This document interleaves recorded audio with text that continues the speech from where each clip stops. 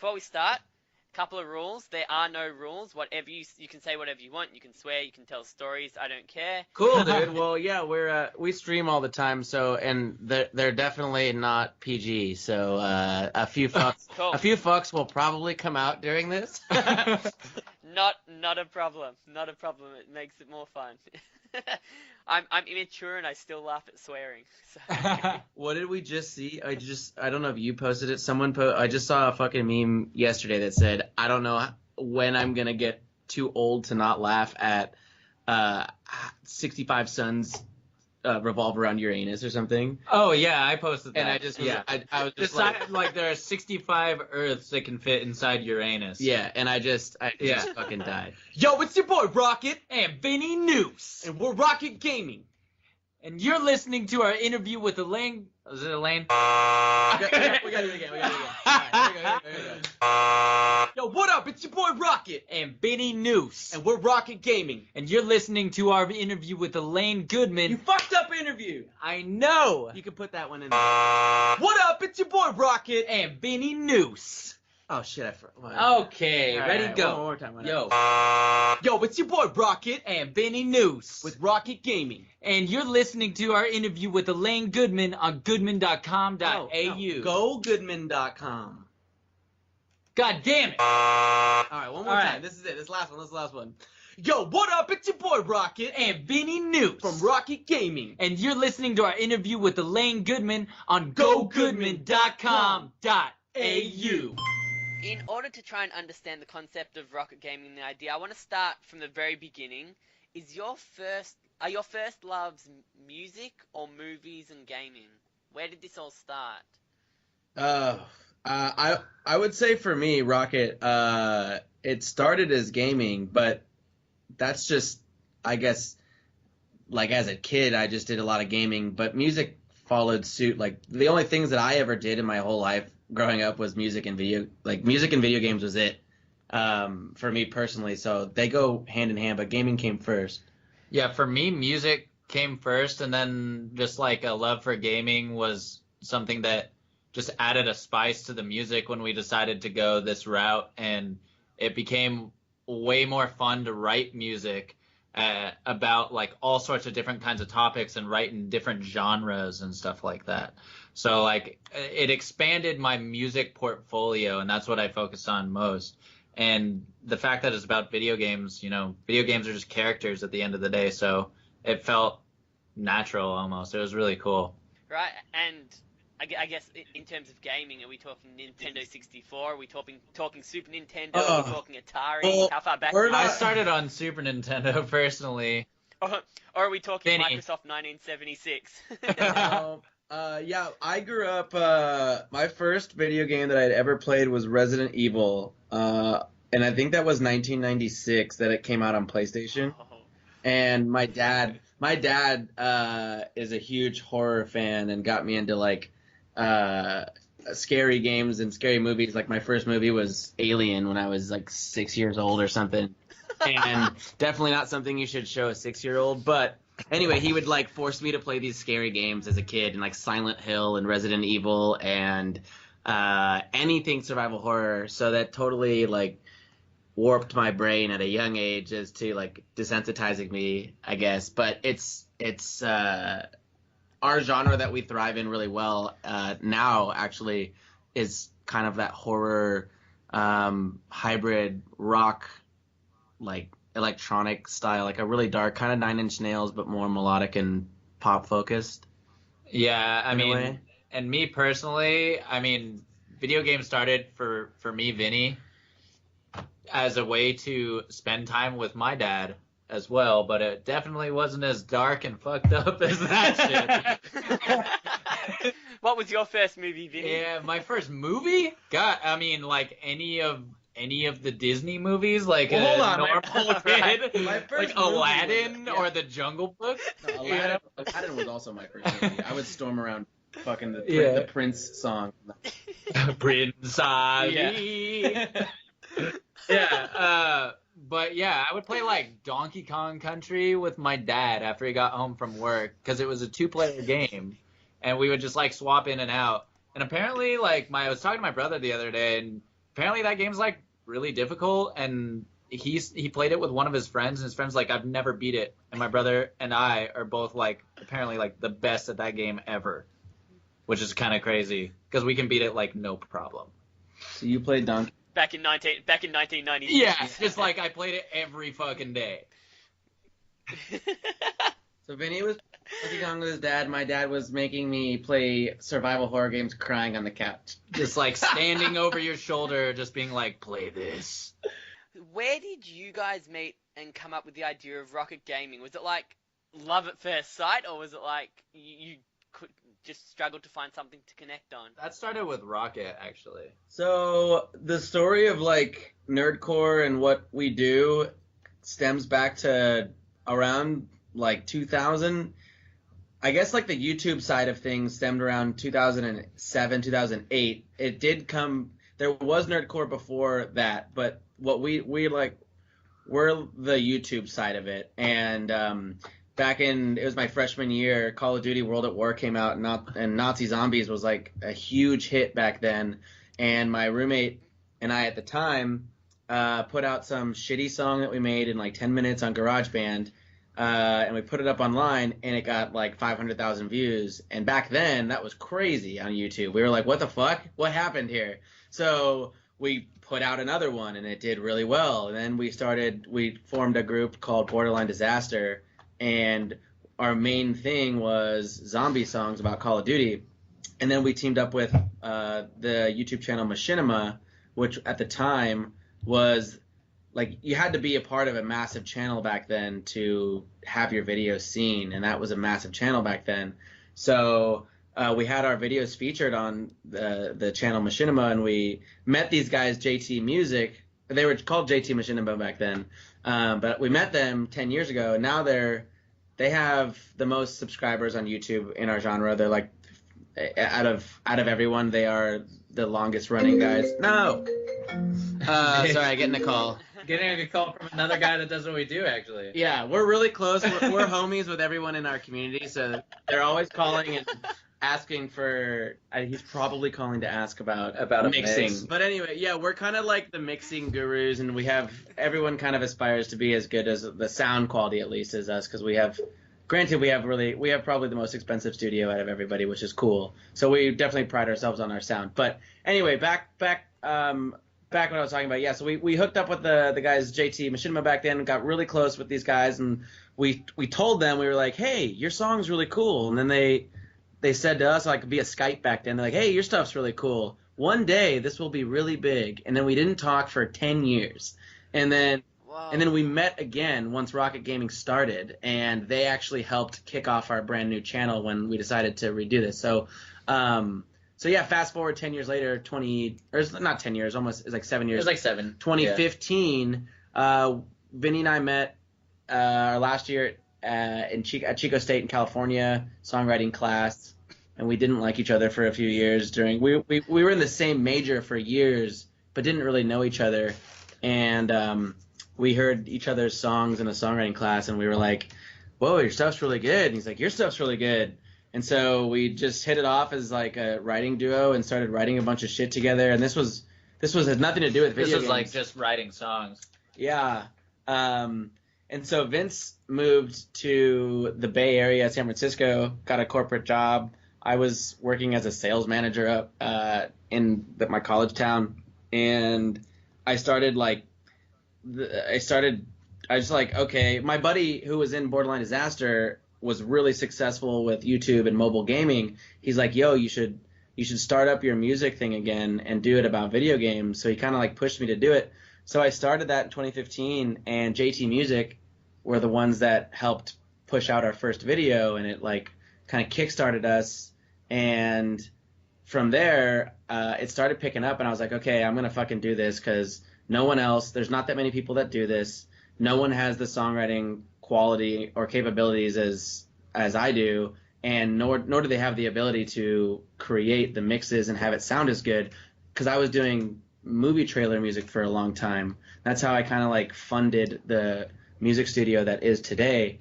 I wrote music for library music, for trailer library music. And so anyway, Vince and I were living like 4 hours apart, and he'd come up every couple of weeks, and like he'd be featured on a video game song, and then we were like writing songs together every couple of weekends, and then I moved to Austin, Texas, and the channel was like starting to do well, and I could see that it was a feasible avenue, and that it was time to like, okay, it's really hard to make it as a musician today, especially online, especially if you don't tour. But this avenue on YouTube is a possibility. So I called Vince and I was like, yo, quit your job. Austin's really cool. Come move here. This thing is going to be big in 5 years. I promise.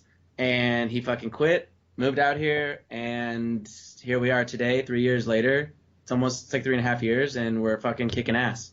And it's the genre is bigger than ever. There's like 10 to 15 full-time musicians that do this, and then there's probably 20 to 30 underground people that aren't full-time or anything. But we were some of the first people to ever do this. Yeah, there were like, when we were starting out and we were starting to take it seriously, there were like 3 to 5 people that were like really taking it seriously along with us. Even though like maybe they weren't able to support themselves at the time, just like we weren't able to. We were working multiple jobs. He was still doing his trailer music, and I was still working like customer support at different tech companies and stuff. But eventually we were able to quit our jobs, and we've been doing this full time for over a year now, which is like pretty rad. Wow. So back in 2015, you said there were maybe 2 or 3 other people trying to combine music and gaming, and now there's 2 years on, there's 3 years on, there's 15 groups trying to do it. Yeah, and it's like it's something that's really expanded. We've talked to other artists that do it that are like a little bit smaller than us that are like coming up, and they say like people like us, like Rockit Gaming, right? People like JT Music and stuff like that were really inspirational to them, and just the fact that they could actually do that too, because all the artists that do what we do they both have a love for music and video games. So it's a total awesome thing. And it's authentic too, because it's music about video games by people that are gamers and also musicians. So it's like good quality music because we're musicians. We've done it professionally before. And also it happens to be about topics that are very trending and stuff. So it's super, super fun, always different, always changing. And the fan base that likes this kind of music, you got to think it's kind of like back when punk music was coming up. Like all these kids were just misfits. They were not popular kids in school. That's exactly how it is today. The kids that listen to us are a lot of times like kids that don't have a lot of friends. They're not social. They're socially awkward. They spend their social moments online at home, and they find things, and they find communities on Discord or on forums or on Reddit or on YouTube, and that's or on Twitch. That's how these kids make their friends, and it's a totally different world 40 years prior, but it's the same fucking thing. And they find an outlet, and they want to listen to songs about their favorite video games, because that's like the biggest fucking thing in the whole world right now is video games. So why these kids are going to grow up listening to this shit for the rest of their life? Right. So Rockit Gaming, is that your company, or is that just the name of the group? Both. So our last year when Vinny and I met at school, we had a pop punk cover band, and we were playing all these crazy shows, like literally American Pie backyard shows. Imagine that times 2, and that was every weekend for us for like 6 months. And we just buy a keg. There'd be a huge house party. People would be like dancing on the roof and shit, and we just play a bunch of songs that everybody knew. Yeah, and I was the drummer, and I always ate a burrito. I ate burritos like crazy, and everyone called me Rito. And I one day was like, guys, Rito is not making it very easy for me to pick up chicks. And so we were at a party, and I asked the first person, I was like, what's my name? And she just looked, it was like Rockit. And it stuck, and everyone called me Rockit for forever. And then when I left, I was I was gonna be a personal trainer for a while, and I thought Rocket Bods was a cool name, and then and so Rocket, I was like Rocket Bod, that's a rockin' body, right? I was like, oh, okay, well now I want to do music and gaming. Rockit Gaming sounds kind of sick, so that's kind of like how that started. But yeah, that's how the name. But yeah, our company is Rockit Gaming Productions, and while our artist name is Rockit Gaming, we are a production company at its core, and we do produce a lot of other things for a lot of other companies outside of YouTube and video game music. For instance, E3 this year, we produced the E3 press conference for indie publisher Tiny Build, and they're kind of like one of our biggest supporters, and kind of they jumped on the bandwagon a long time ago with their popular game Hello Neighbor, and we released a 10-song album along with their game on Steam, and it's doing really well, and it's a really good showcase of what can be done with pairing what we do with a video game. Yeah, it's a good indicator of kind of like what the next steps of Rockit Gaming and what this industry would be. Because obviously there's always going to be, just because of what YouTube is, there's going to be content that's created by like, whether it be like teenagers or older people about things that they love, whether it be video games or makeup or whatever the fuck they want to make it about. But what we offer is like a very professional grade quality to that. And a lot of people will make songs for, or like some of the most popular songs in the world, right? 21 Pilots' Heathens, when that song came out, and it was about Suicide Squad, right? And that whole album just killed. Even the Black Panther album with Kendrick Lamar, that album killed, right? It slayed, and it did super well in the charts and everything. Now, why can't, our whole thing is, why can't there be an album just like that about a video game, whether it be like a Call of Duty or Fortnite or whatever? Why don't they release songs all alongside their video game? Now, they tried doing that, like with Street Fighter a long time ago with Flow Rida, but the community just like hacked it to pieces. And the reason we believe, and I think it's true, is that they didn't come from inside the community. Like, we're gamers. We represent. Yeah, so Flow Rida's not exactly, a gamer. like if Flow may made not a be song, gamer. yeah. If Yeah. Flow Rida made a song about a video game, why would you give a shit? Or if we Yeah. went out and made a song about selling drugs and being gangbangers. Exactly. If I made a song and it sounded just like a Lil Pump song, and I was saying that I was like hardcore thug, would everybody be like, this guy's a fucking poser?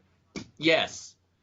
So if somebody like that makes a song about a video game, they're gonna be like, this guy's a fucking poser. But if it comes from within the community, it's clearly something that a lot of the community supports, or else we wouldn't be able to live here the way that we do today.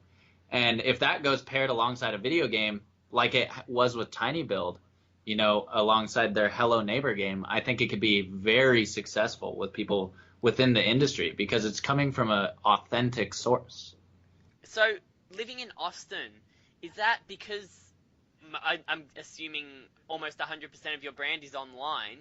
Is it easier to live outside of the big kind of show business meccas of LA and New York? Yeah. And still get a following? So No state tax. No state tax, straight up. That's a real thing.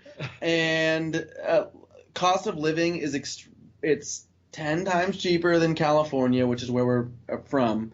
And On the real though, it's like 3 times cheaper. okay, yeah, but it's a lot cheaper. Everything's cheaper. And the vibe is really awesome here. It's a cool fucking city. It's up and coming. And we can get a big ass apartment that we can run our entire business and operation out of for a fraction of the cost if we were to live in a major metropolitan city. So like, that's really what it comes down to. We could live anywhere. We're actually thinking about moving soon. Washington maybe, or like fucking North Carolina. There's the bunch of places. It doesn't matter where we're at. Yeah, so you look at all these actors and musicians, they all have to move to LA because that's where all the agents and publicists and where all the collaborations happen. Is it easy to do what you do and stay out of that kind of hub where where everything is and still get the job done? Not exactly. I mean, we do have a lot of equipment and things that He like was asking easy to collaborate and do things. Oh, as in, is it easy to make a name for yourself because it's all online? You don't make a have name to for be yourself. in that mecca of LA and New York. Yeah. So where every other, if you wanted to collaborate, that most of them would be based in LA, but because you live in Texas, is it still easy to do that and make collaborations because everything is online and everything can be edited back together? Where we're at really doesn't have an effect of our like growth and fan base at all for right now. I mean, we're actually like in talks with a couple different like labels and things like that we might want to start actually touring and going out and doing that, and that's going to change everything if that is the case, and we want to go down that route at this point in time. But because like obviously having a local fan base and having a demographic in your area matters, but for right now we don't really play shows unless they're major events, and until we decide to become a touring act, I don't think that it's going to matter. But at some point it might. Yeah, no touring act comes out with a new song every single week. Yeah, you so know? it's tough to figure out where we lie on that spectrum, and that's what we're trying to figure out right now, because we do want to take this on the road and we do want to make like a big production out of what we do, because we're performers, and we go on stage with these ridiculous outfits and gold shoes and crazy jackets and shit, but that's what it's all about. It's a fucking show. Nobody wants to go see two dudes up there karaoke like in a t-shirt and shorts karaokeing. No, there's Nobody enough. wants to see that shit. I think we're coming out we're coming out of the EDM phase of people just getting away with standing behind a desk and a computer, and we understand that, and we just want to make a cool fucking show, and if that means coming out in crazy outfits and entertaining the crowd in other ways, then that's what we're going to do. Can you tell me about the process of getting a video online? So YouTube is really interesting because a lot of people do it, and a lot of people say that the algorithms keep changing and it's hard to keep up with and everything like that. So from the beginning, when you play a game or watch a movie, if we go all the way back to the start of the process, what are you looking for in order to make a song? Do you have to play the whole game or watch the whole movie in order to make a song out of it? No, not necessarily. We play most of the games that we end up writing songs about. But sometimes, for example, there'll be so much traction behind a game when a trailer comes out that we'll have basically just watched the trailer, seen all the hype from it, and then gather information about what people are predicting about the game. We'll release some content or a song having to do with the hype around a game as well. So we don't necessarily have to play the game per se, but most of the time we do. And things that we're looking for the majority of the time are certain trends, right? Like if like Pac-Man came out with a new game, sorry Pac-Man, but nobody's going to give a crap about that online. But when they come out with a new game at E3 called Cyberpunk 2077, and it was actually based off of this, board game or card game or something that was very, very popular back in since the 80s, then we're going to go and do research on that. And that's the most talked about thing. And we decided to write a song about that. But we took not only the trailer and what that's about, but we took specific things from what the actual board game / card game was about to apply to that song. So there's a plethora of information about all of these games that you can find online. Just like if you wanted to research some crazy thing that happened in history, you'd be able to find it. All that same information is available online about video games as well. In terms of the algorithm, for everybody that does YouTube, any content creator of all across the world, you have to know how to play and how to work the puzzle, and it's I'd say it's 20% skill and 80% knowing how to maneuver the platform that is given to us, right? So we could probably make 4 to 5 songs a week if we wanted to at mediocre quality, but that's not what we want to do, and we pride ourselves on how good our stuff sounds, and I think long term that's what matters. But we could again make things that are less quality and play the algorithm a little bit better, you know, because it's really all about we're playing with a computer, and if the computer doesn't want if we're not doing what the computer wants, then the computer's not going to show our music to anybody. And so that's the difference of people think, oh, you know, you have to be this amazing musician or amazing comedy guy or an amazing broadcaster to have this amazing channel. It's like, no, no, no, no. Everyone on YouTube that's popular and successful found a loophole and they manipulated it and they got in the right way at the right time, and then they figured out how to sustain their fan base. And that's really what it is. And we've done a really good job. It takes longer to build it the way we're doing because we're not an overnight success, because those people got really lucky and from like keywords and tagging and titling, and it's really like a game of understanding SEO on YouTube, and so that's where we're going to use what we have built as leverage to do other things outside of YouTube, because we don't want to just be a YouTube act. We want to take this mainstream. You also host weekly couch party live streams, which you mentioned before, when we were just chatting before, to interact with the fans and find out what they're playing and watching. Do you usually find a common interest from these streams, or can your fan base have varying interests at any given time? And is it hard to please everybody? I say it is. Yeah, it is hard to please everyone, because there are certain people that come in that only want like one thing, and then other people that are fans, you know, that come in that want more along the lines of what we want, which is something that's always changing and always with the newest trends and always different. So there are going to be those two avenues of types of people in there.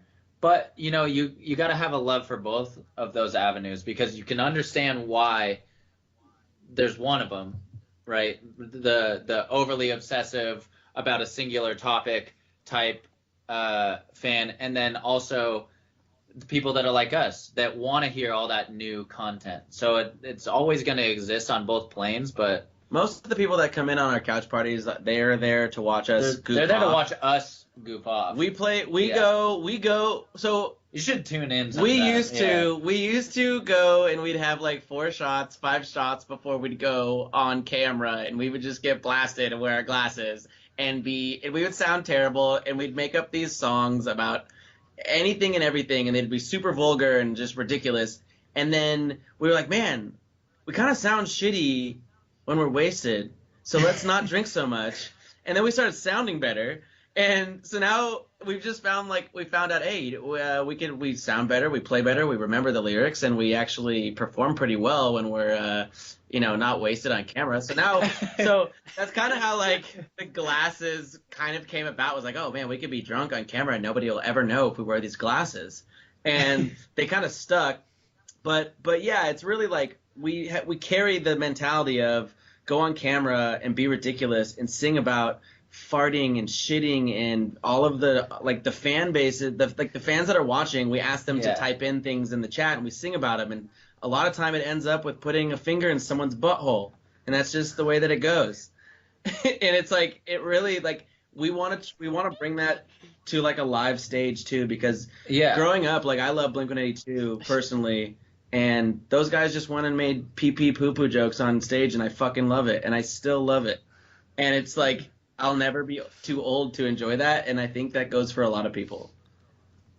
Especially when songs like that are just made up on the spot, and I think that's one of our specialties, is making up songs on the spot about anything. Like, that's another reason why a lot of these people come back to our couch parties, right, is that we make up new songs all the time off the top of our heads just during the couch parties. And it's inclusive of what they want it to be about it. So the idea is tell everyone to type in 3 different words, maybe that don't have anything to do with each other, and then we'll just try to throw in as many as we can as we're singing, and it almost turns into like a conversation. It's improv. It's totally improv. It's terrible improv, and we don't tell anybody it's any better than bad.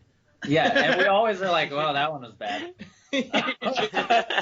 Or like, that one got dark real quick. or some shit like that, you know? It always changes. Sometimes they turn out really good. It's true. Do you write the lyrics first, or do you make the music first? The music always comes first because Really?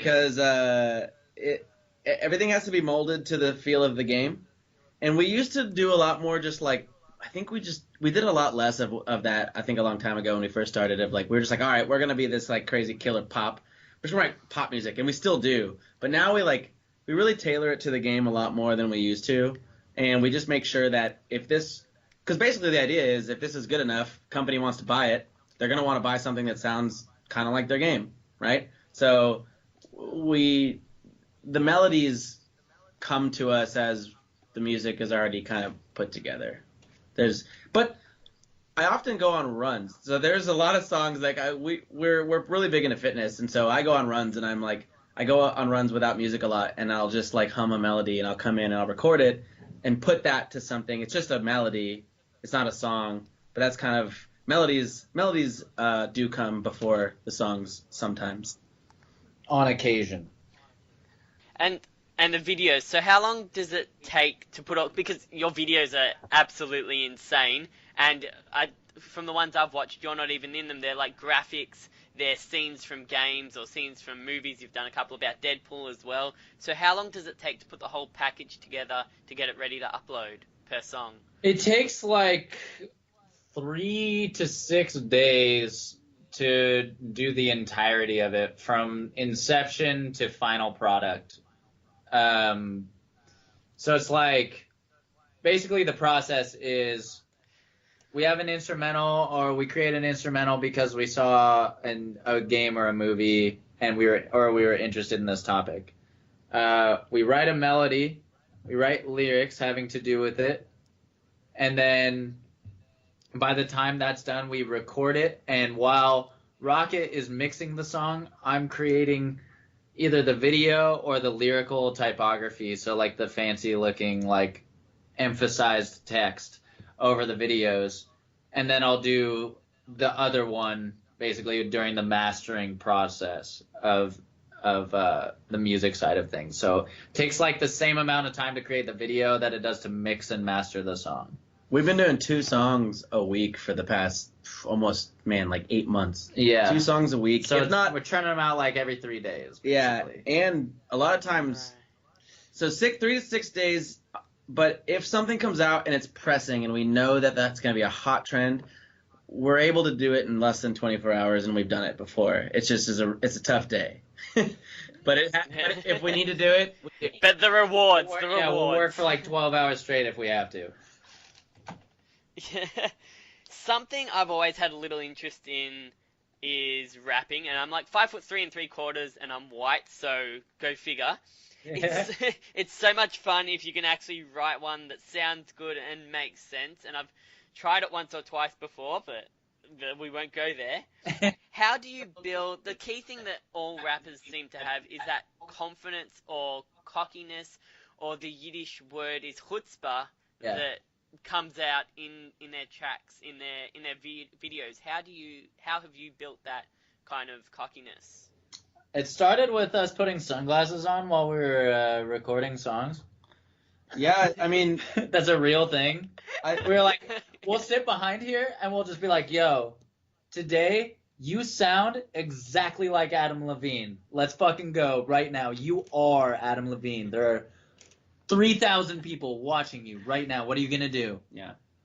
And I also like, and this is not as modest as it could be, but I don't think either of us have any doubt in our mind that we're not some of the best songwriters and melody writers in the world, and like extremely prolific. And that to me, I would challenge anyone in the world to write a better song than us in 1 hour in the same room.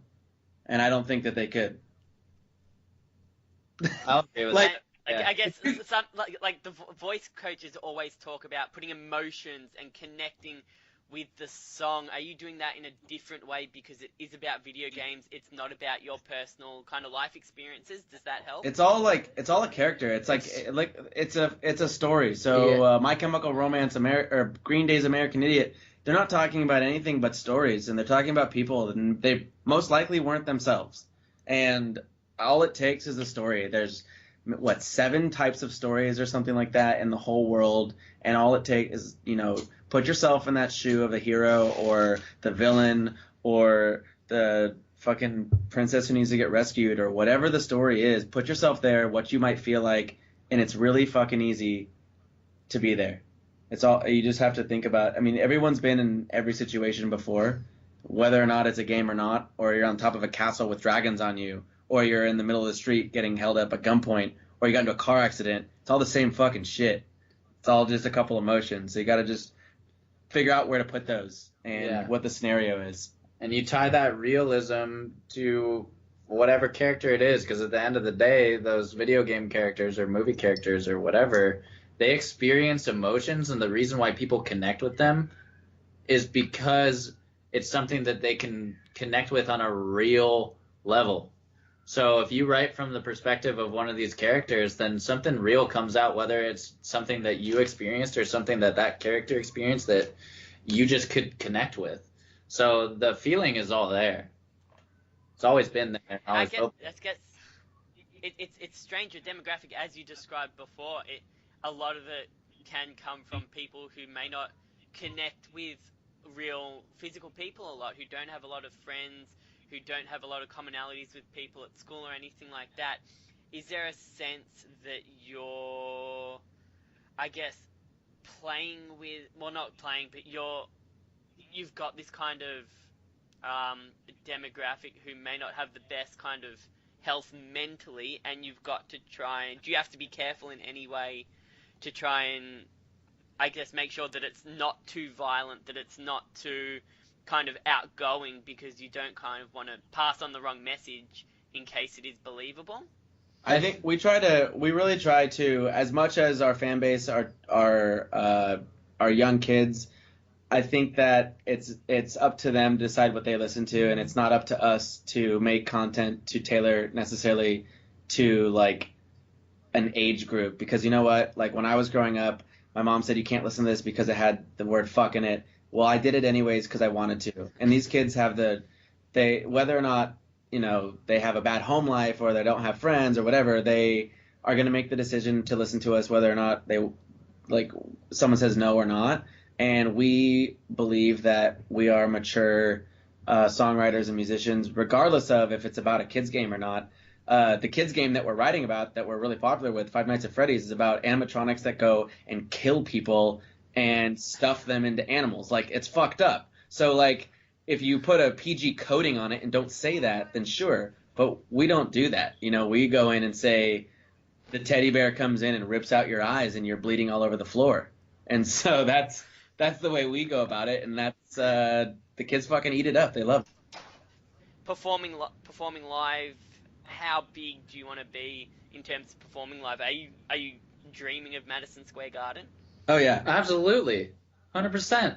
There's we grew up in the past 5 years, more than that, 10 years of the age of, like, and I said EDM, but like these guys, they don't play anything live on stage, right? Like a lot of times they're just sitting there and they press play and they go up and they look fucking cool. And the reason why people go to watch these shows is because it's loud as fuck, the stage lights look sick, and they want to go be in the same area and vicinity as the people that they listen to all the time. It's not about whether or not they're like performing live. So for us, we never tell anybody we're the best performers of all time, or singers rather, on stage, but we do put on a good fucking show, and we go make everybody have a good time, and we come out in killer outfits, and we believe that the type of show that we put on can be translated into a massive production, like a fucking pyrotechnics video game circus on stage.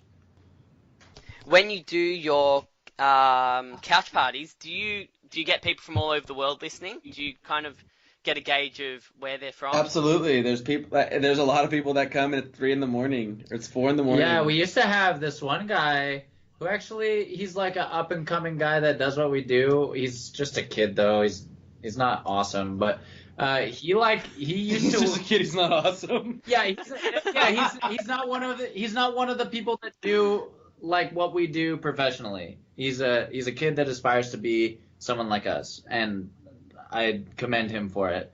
But he used to have alarms that would go off at like 3 or 4 in the morning just so he could watch our couch parties before he went to school. And that shit's gnarly. Like, I don't know if I would ever do that. I was a nerd. I didn't have a lot of friends growing up, but I don't know if I would get up at 4 in the morning to watch a couch party. Does he still do it? Sometimes. Yeah, Yeah, you still see him? the age group is interesting for these kids that watch these streams. It's like 13 to 16. They're dedicated, and then they go to college, or it's their last year of high school, and then they stop. They do get a life a little bit more, and that's good. So it's like when we stop seeing people, it's like, okay, you graduated onto being a semi-adult. Go be an adult. You're still a fan. I know you listen to us still. Exactly. You just don't tune in every 10 seconds to see what we're up to. I wasn't as obsessed with My Chemical Romance in college as I was in high school, but that's all I listened to in high school. Yeah. You know? So do you feel that your show that you want to put on, your big extravaganza, do you think it will convert to American fans, but also convert to Russian fans, or convert to Australian fans, or convert to I think we gotta hit Brazilian fans? We gotta hit the Korean market first. I Korean. 150% South or north? South or north? Asian, South or North. Oh. North first, 100%. No argument. Sign us up. Get me on a plane today. No, but Yeah. I think that You might want to get Dennis Rodman for security. yeah, right. Featuring our new Rockit Gaming featuring Dennis Rodman. I think honestly, He could totally rap. the Asian market in general would love this if they heard it, and I don't think they've really heard it. At least from what I know of, they haven't heard of, like, we haven't had like a plethora or really any like Asian fans. No. Have we, like, from like Japan? Our or stuff doesn't get served Korea up over there. or- And fun fact, NSYNC and Backstreet Boys started off in the Asian market for almost a year before they ever came to the United States.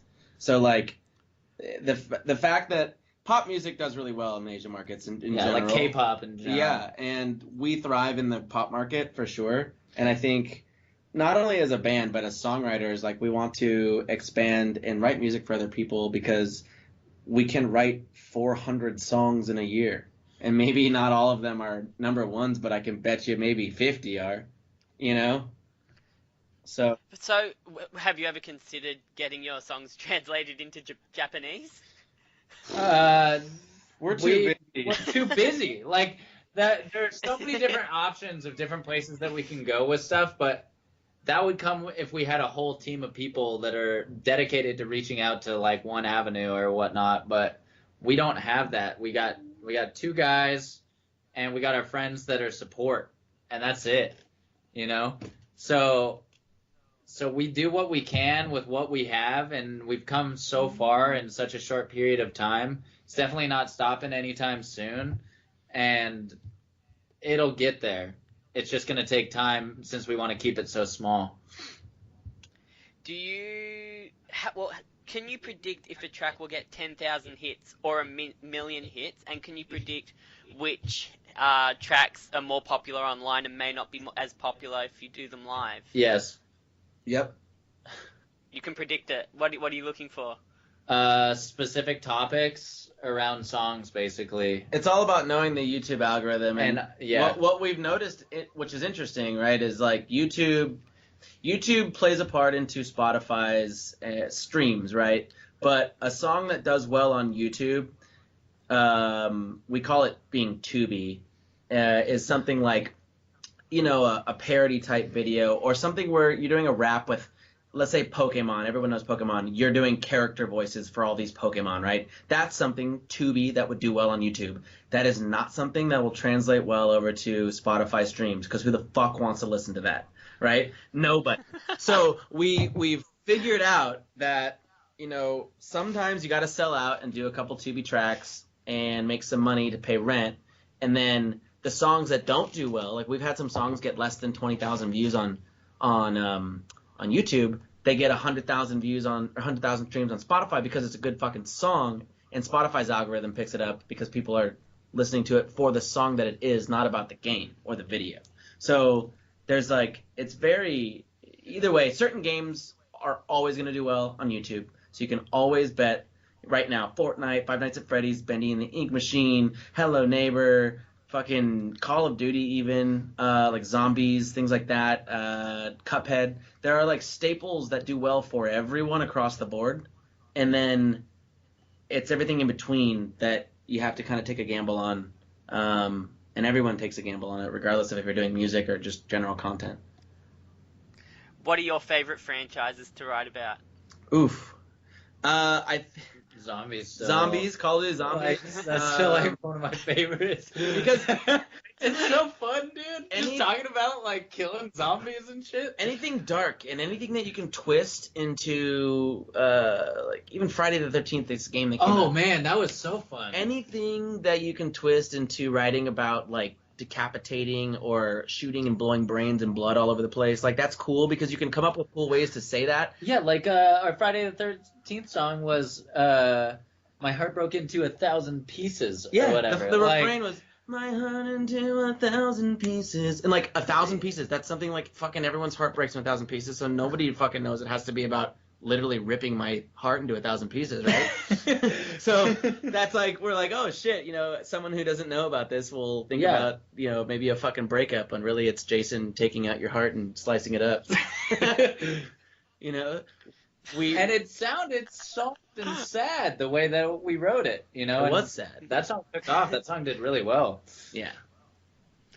If we can go political for just one moment, I don't like going political, but it's interesting, like how graphic you can make your answers sound. What do you think about people saying that violent video games are the cause for mass shootings?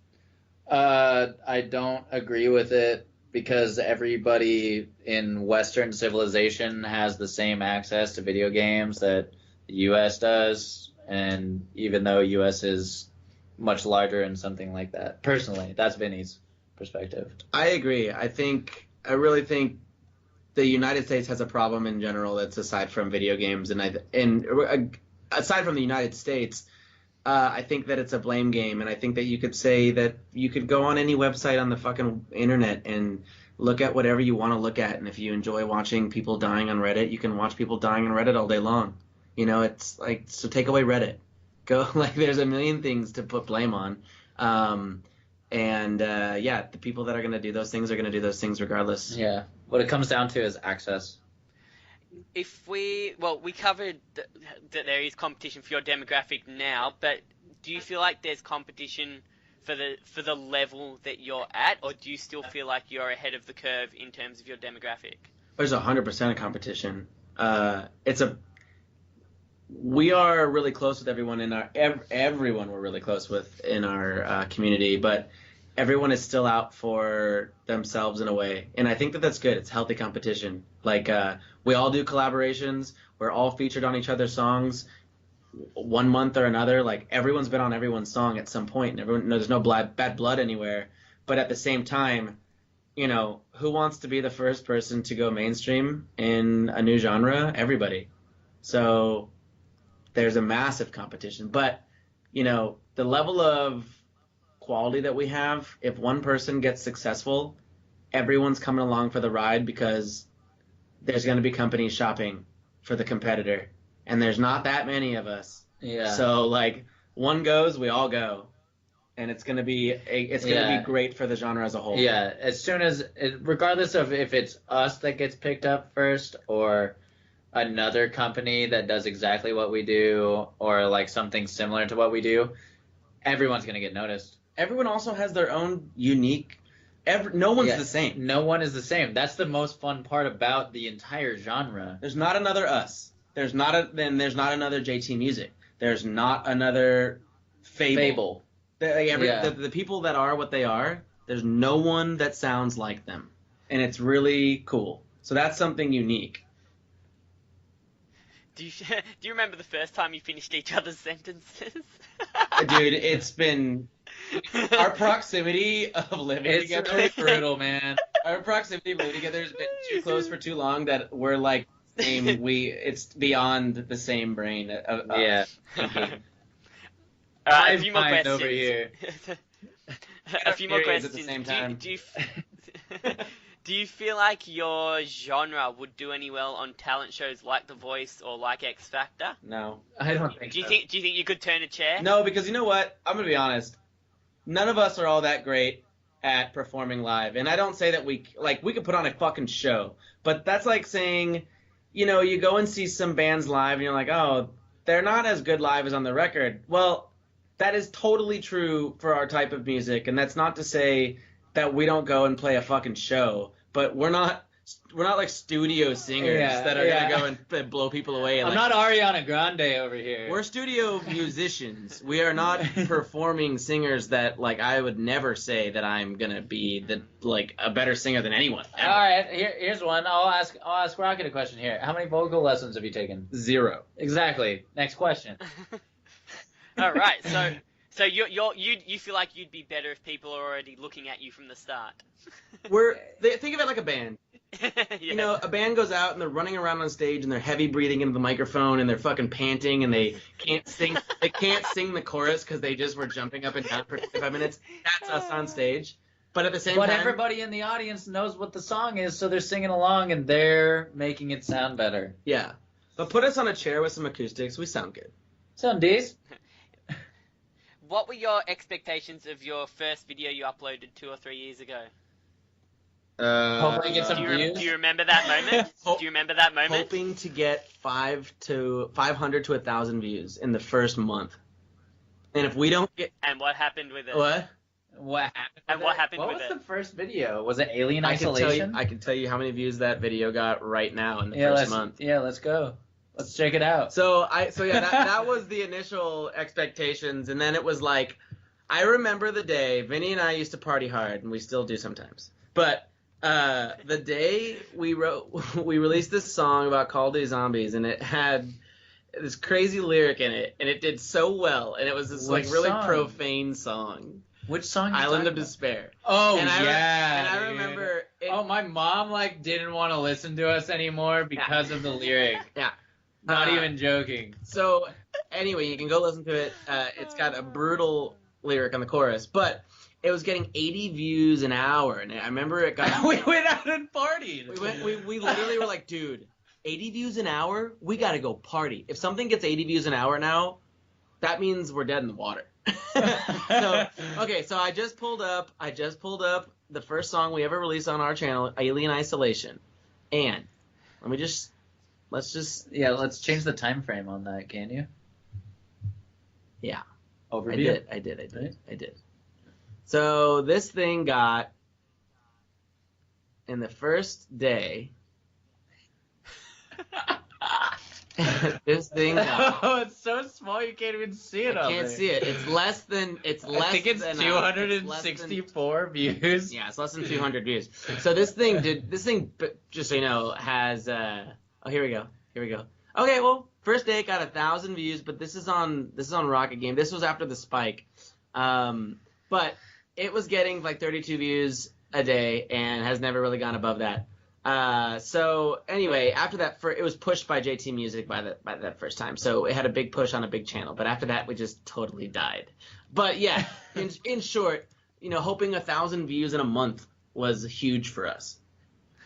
And we're looking for 20,000 views in a day right now.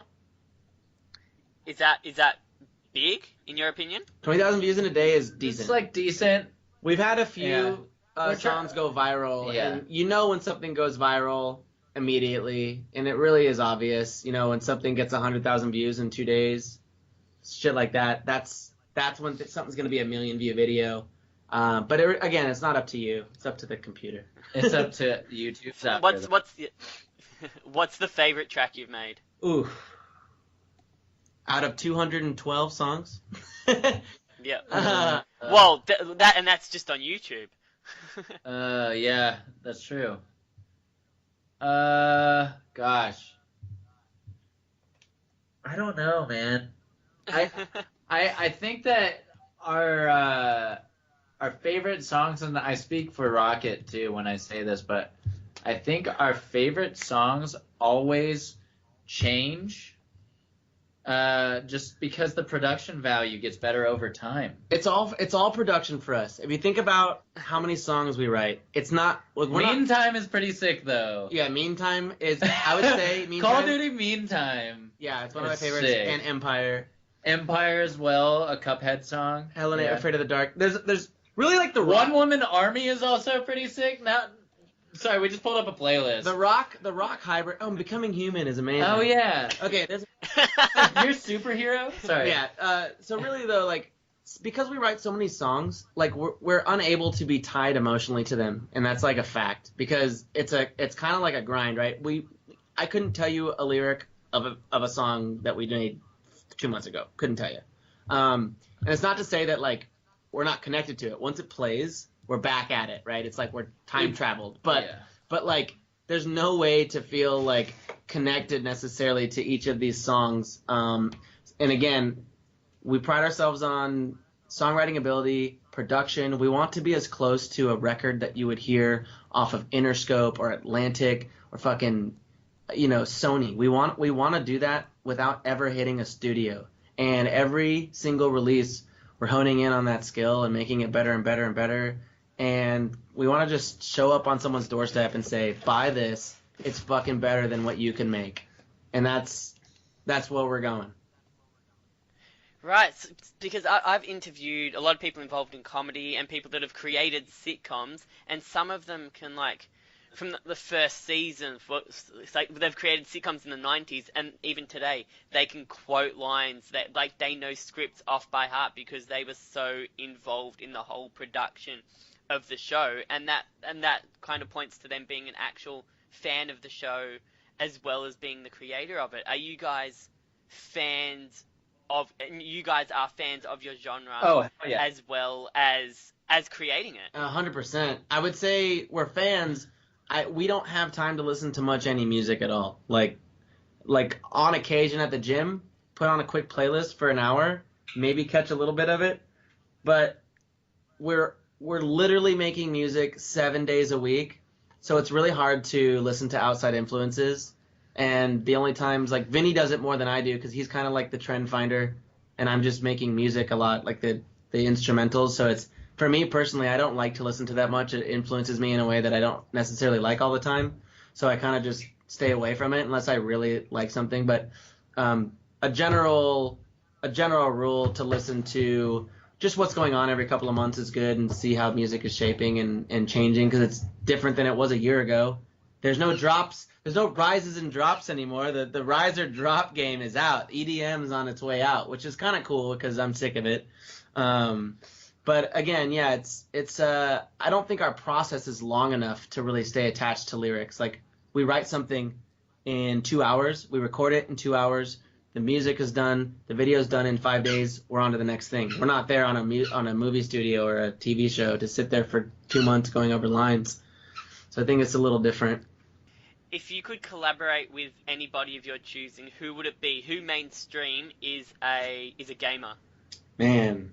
Post Malone. Post Malone, for sure. And I think it's crazy. I say this, but like, we've made the connection to what that type of music is. Douglas. Doug, go to bed. But like, music like that, like Post Malone right now is basically like emo pop punk formatted to nowadays generation. And the style of melodic writing and catchy hooks and all that, it's the same shit. If you would have put a rock back instrumental to it, it would be the same shit. So yeah, Post Malone for sure. I think he's really talented. Fucking man, that's a crazy question. 21 Pilots would be 21 wild. Pilots would be insane. Be wild. Those guys, I always say we're really close in terms of songwriting to them because I heard them probably about 8 years ago, and I was like, these guys are going to be famous soon because every song on their album sounded different. I thought it was the coolest thing ever, and that's exactly what we do. And someone was like, oh, you can't get famous like that. You got to write the same stuff because it's easy to digest, but I don't think that's true at all. I think that's actually not true anymore. I think it used to be true when when people had to live off of an entire album, you know, and now there's so many avenues for different ways that you can monetize music that people do it with one song, and the audience members, their attention span is so short now that people just come out with singles and singles and singles. Like, look at Drake. He came out with like a bunch of singles over the course of the whole year, and then he comes out with a new album. His new album has 25 songs on it, and half of them were singles over the course of the year, and half of them is just like a whole nother album. You know, I think that's really the way to do it, and that's basically how we do it. Do you see yourselves appearing at conventions and selling CDs or meeting fans in the future? What's the goal and what's the best way to promote yourselves? I reckon you would suit PAX here in Melbourne perfectly if you ever wanted to venture out to Australia. Yeah, we'd love So, to. where do you see it? We'd love to. I think that our fan base is definitely mostly in the U.S. right now, and the U.K. and like even then, like it's so small it's so small and so big that it's not necessarily beneficial for us to go yet. But I think as we figure out how we're going to play into like an actual artist and go tour and play shows and actually show up at conventions and do, meet and greets and things, I think we're going to really change, and we're going to set the bar and change the standard of what it is to be a YouTube video game musician, because you do have to do all of those things. And if you want to be the biggest and the best, you have to check off all the boxes. And we're the type of people to go and check those boxes and know how important it is. So yeah, we fucking want to do that more than anybody. Final question. YouTube is one game that you've got to try and win. The other game is social media. Mm-hmm. What do you like about social media? What's your favorite platform, and where can people find you? I guess favorite platform, man, it's definitely not YouTube. That's a tough one. Favorite platform, honestly, I think I use Twitter the most personally. Twitter, I like Instagram. Yeah. Vinny Noose does. Twitter and Instagram really, like Twitter's more of a business. Even so, like I don't necessarily make personal tweets all that often. It's more so like directed toward people who watch us. Yeah. Instagram is more of a personal, even though it's like a company account. It's like people go to Instagram to see people. They don't want advertisements. They don't want like links to things. They just want to see you at home, and that's great. And Instagram Live or Instagram TV just came out, so that's really cool, and seeing what's going on with that. But yeah, those are it. Facebook's definitely on the way out. That's been out for a while. Unfortunately, they had a good run. They had the best run. They did have the best run. So, but well, where can people find you? They can find us on YouTube. They can find us on Spotify. They can find us on iTunes, Apple Music, Google Play. All you got to do is search Rockit Gaming, Rockit Gaming. Yeah. And all right. And if if they want to check on watch us do our live streams, which is where we actually play video games and do our performances, it's on Twitch, twitch.tv/Rockit Gaming YT for YouTube, and that's where we do our daily interactions and game playing and all that stuff. Thank you so much for doing the interview. This was brilliant. I had a lot of fun. I had lots of opinions, lots of insight into a whole different world that I didn't know was out there. I've been in the convention circuit for about 6 years. I've volunteered at conventions, but this is like a whole nother level. So I think the whole world can benefit from this, because there's a lot of gamers out there that I know. So thank you for taking the time. Thank you, man. Dude, we had a thank you. blast.